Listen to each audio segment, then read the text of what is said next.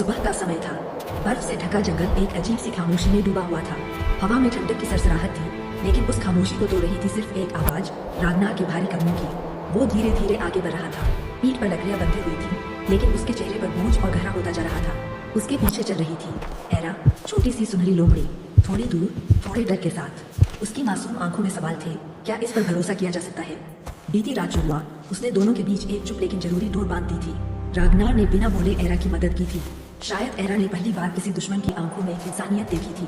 जंगल के एक कोने में एक टूटा फूटा पुराना महल था। तेज बर्फबारी के बीच दोनों वहीं रुकते हैं। अंदर रागनार आग जलाता है।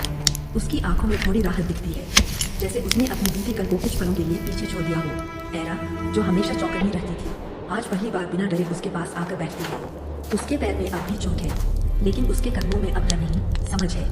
वो रागनार की तरफ देखती है, आंखें नम है, लेकिन वो कुछ नहीं करती।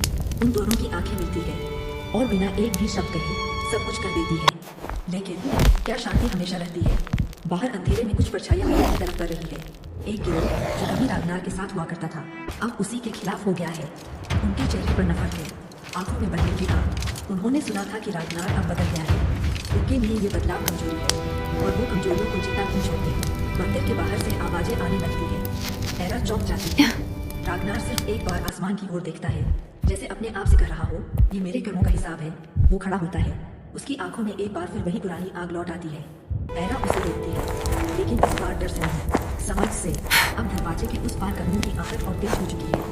वो लोग आने ही वाले हैं, और यहीं से शुरू होती है अगली टक्कर। लेकिन इस बार लड़ाई सिर्फ तलवारों की नहीं होगी, लड़ाई होगी। क्या वाकई कोई अपनी पुरानी रूप से आ जा सकता है?